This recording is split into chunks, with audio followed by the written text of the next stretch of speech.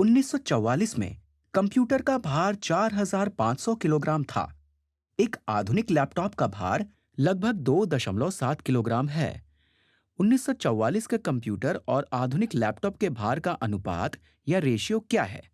अपने उत्तर को दो पूर्णांकों के अनुपात या रेशियो के रूप में प्रदर्शित करें। तो हमें अनुपात यानी रेशियो ज्ञात करनी है। मैं यहाँ पर 1944 में कंप्यूटर का भार यानी कि 4,500 किलोग्राम लिख लेता हूँ। और यहाँ पर मैं आधुनिक लैपटॉप का भार यानी कि 2.7 किलोग्राम लिख लेता हूँ। तो यहाँ पर एक अनुपात लिखा हुआ है, लेकिन हमने इस अनुपात को दो पूर्णांकों के अनुपात के रूप में प्रदर्शित नहीं किया है। हालांकि 4,500 एक पूर्णांक है, लेकिन 2.7 एक पूर्णांक नहीं है।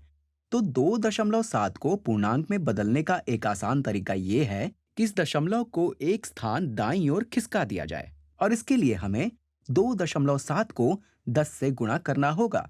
तो अगर हम हर यानी कि डिनोमिनेटर को 10 से गुणा करेंगे, तो अंश यानी कि न्यूमरेटर को भी 10 से गुणा करना होगा, नहीं तो अनुपात का मान बदल जाएगा।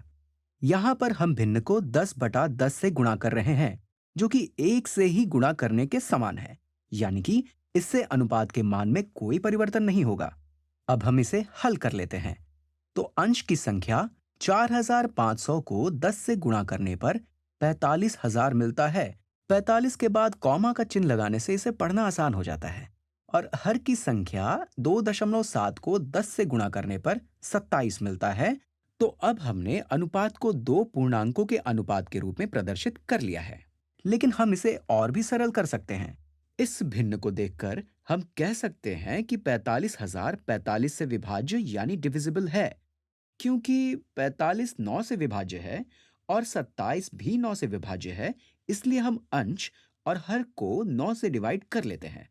45 को 9 से विभाजित करने पर 5 मिलेगा, इसलिए 45,000 को 9 से विभाजित करने पर 5,000 मिलेगा। 27 को 9 से विभाजित करने पर 3 मिलेगा, तो ये हो गया 5,000/3। और इस प्रकार हमने इस रेशियो को सरलतम रूप में बदल दिया है।